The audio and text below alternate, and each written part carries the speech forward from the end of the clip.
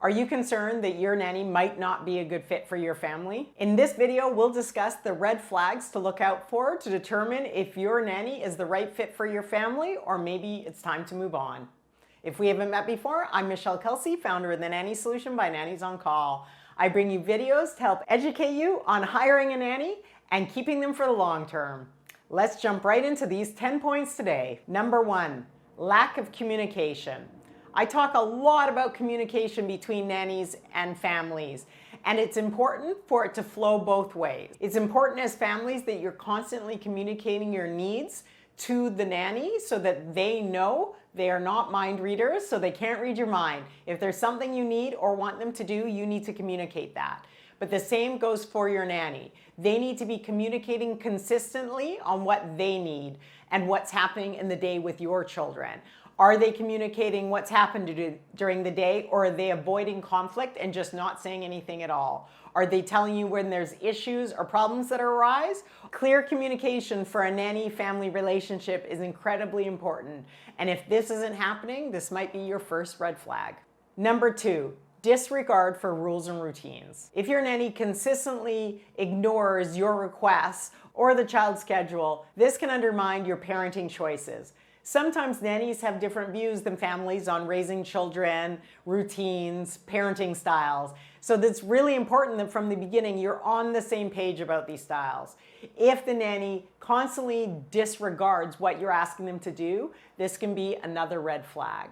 I remember when my children were young, we had a very strict no sugar, no junk food policy for them. And our nanny was consistently giving them soft ice cream from McDonald's during the day. And this was a consistent problem. If you're having problems like this might be another red flag. Number 3, negative changes in your child's behavior. If your child is unusually anxious, withdrawn, acting up, or having behavioral problems, this might be a sign that the nanny-child relationship isn't working well. Of course, there are so many reasons for these things to happen, like not sleeping well enough, not getting enough food, just being upset the mom and dad aren't around could be part of the problem if you're transitioning to a nanny for the first time. But if you review everything and decide it is the nanny-child relationship, this might be your third red flag. Unreliability. Is your nanny constantly late, calling in sick often, or having frequent cancellations of their working days? This, to me, is a huge red flag. It shows a lack of commitment from your nanny, or it could also mean something is going on in your nanny's life. It happens to everyone. So depending on your relationship and how long you've been working with the nanny, you could have a sit-down talk.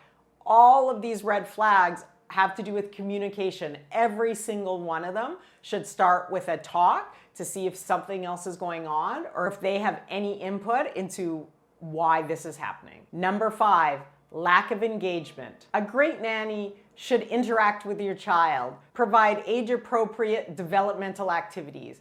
If your nanny is not doing this, it may be time to sit down and have a discussion. If your nanny seems disinterested or neglects educational activities, this may be another sign. Number 6, poor hygiene and safety practices. At Nannies on Call and the Nanny Solution, we always say children's safety is the number 1 priority of every nanny.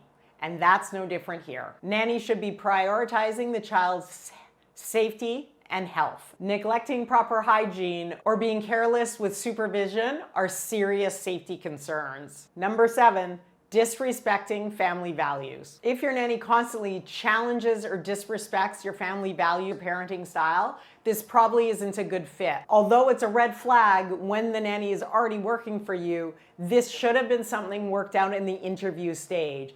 And you might want to go back and watch some of the videos about interviewing and determining if a nanny is right for your family.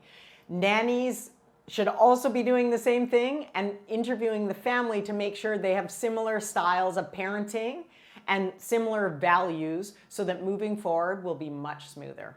Number 8, frequent complaints. It's normal in every job to have complaints about your job or frustrating days. But if your nanny is constantly complaining about the job, the responsibilities, your children, it might not be a good fit, and this might be a red flag that your nanny will soon be quitting and moving on to another position. Number 9, overstepping boundaries. A nanny who intrudes in your family's personal life, makes decisions without consulting you, or fails to respect your privacy might not be a good fit for your family.